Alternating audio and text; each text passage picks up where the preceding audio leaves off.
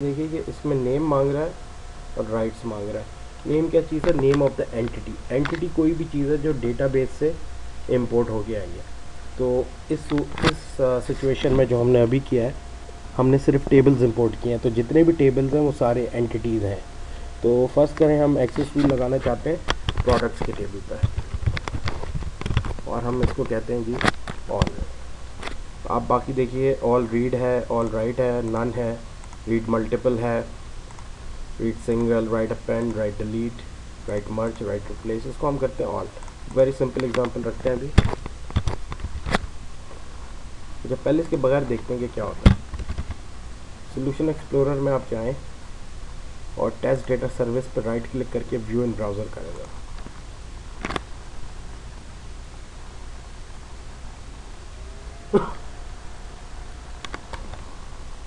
अच्छा, व्यू इन ब्राउज़र करके हम देख रहे हैं कि इसने क्या XML डॉक्यूमेंट रिटर्न किया है।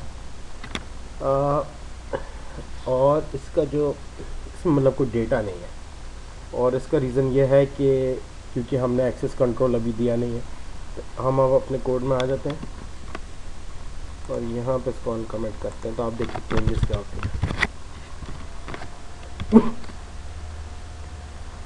तो देखिए यहाँ पे इसने कलेक्शन दिया है जिसको ये कह रहा है प्रोडक्ट्स का नाम, यानी कि जो प्रोडक्ट्स का टेबल है यहाँ पे आ चुका है। अच्छा, एक और चीज़ हम ये करते हैं कि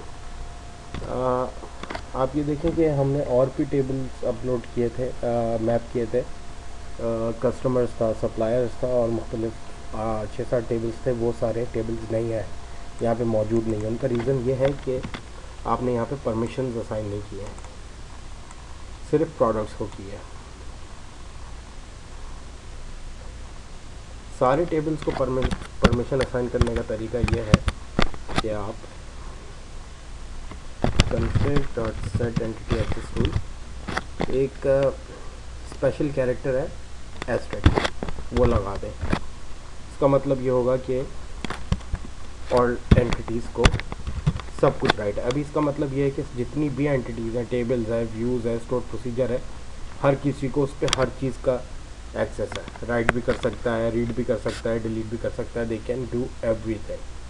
तो आइए अब देखते हैं क्या होता है। रिफ्रेश करते हैं इस पेज को। तो आप ये देखें जितने टेबल्स थे इसने सब के कलेक्शन यहाँ पे XML फॉर्म में दे दिया है। Categories, contacts, customer demographics. अच्छा, यहाँ पे हो क्या रहा है, एक और चीज़ आपको ये करनी पड़ेगी कि बाय डिफ़ॉल्ट इंटरनेट एक्सप्लोरर में जो ये फीड है, ये एटम फीड है। तो ये यहाँ पे आपको एक चीज़ बताऊँ कि इंटरनेट ऑप्शंस के अंदर एक कंटेंट और feeds settings, by default turn on feed viewing का ऑप्शन ऑन होता है। इसको डेटा सर्विसेज को टेस्ट करने के लिए आपको इसको अनचेक करना पड़ेगा, वरना होगा क्या कि अगर आपको चले हम आप देख, अभी हमने फीड ऑप्शन ऑन किया। फर्ज करें हम प्रोडक्ट्स टेबल में देखना चाहते हैं क्या क्या डेटा मौजूद है। क्योंकि हम ये सारा कुछ URL के थ्रू कर सकते हैं, तो बेसिकली आप ये देखिए यहाँ पे प्रोडक्ट्स का कलेक्शन और href लिंक दिया हुआ है। तो ये जो href एट्रीब्यूट है इसका नाम है प्रोडक्ट्स। अब आपको जो प्रोडक्ट्स क्वेरी करना है तो सिंपली इसके आगे आप प्रोडक्ट्स टाइप कर दें। अच्छा, फ़िलहाल एक पेज आया है लेकिन डेटा कोई नहीं आया है। ऐसा क्यों है? ऐसा इसलिए है कि बाय डिफ़ॉल्ट जो इंटरनेट एक्सप्लोरर का जो फीड व्यूअर है वो RSS एक्सपेक्ट कर रहा है। RSS एक XML सिंडिकेशन फॉर्मेट है। इसका आप नेट पे गूगल करके पढ़ सकते हैं। लेकिन जो ADO.net है की डेटा सर्विस है वो एटम फॉर्मेट रिटर्न कर रही है। एटम फॉर्मेट भी एक सिंडिकेशन फॉर्मेट है। तो इस वजह से आप चाहे tools, internet options, content, feeds, settings, और इसको ऑफ करें, अनचेक कर दें। अब पेज को ज़रा रिफ्रेश करें।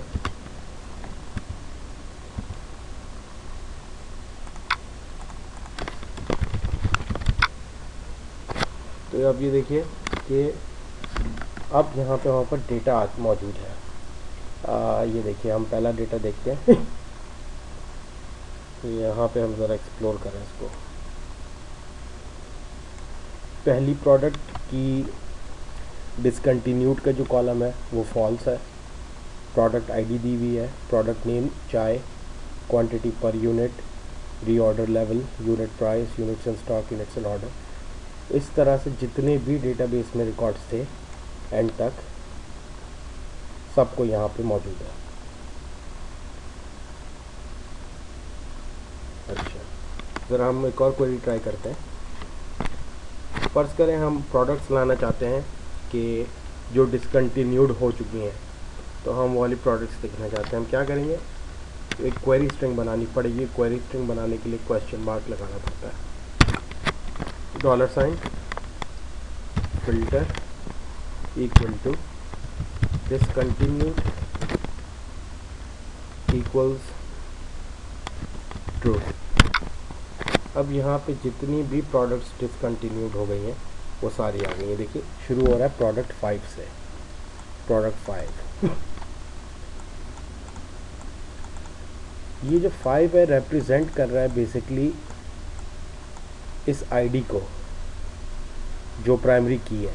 यानी कि अगर आपको प्राइमरी की पता हो, फर्ज करें आप चाहते हैं प्रोडक्ट लाना है जिसकी प्राइमरी की है 8, तो आप प्रोडक्ट्स लिख के ब्रैकेट के अंदर 8 लिखें, तो सिर्फ जो 8वें नंबर की प्रोडक्ट होगी यानी कि जिसकी प्रोडक्ट आईडी 8 होगी वो वाली प्रोडक्ट पूरी उठ के आ जाएगी।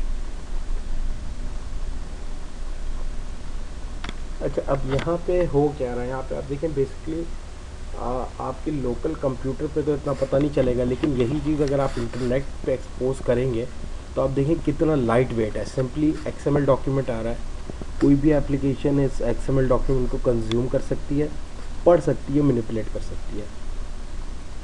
कोई फायरवॉल के इश्यूज़ नहीं है क्योंकि सारा कुछ HTTP पे हो रहा है, पोर्ट 80 पे हो रहा है, तो कोई इस तरह का इशू नहीं है कि कोई सिक्योरिटी रिस्क है या कोई पोर्ट ब्लॉक हुआ हुआ है तो एप्लीकेशन काम नहीं करेगी।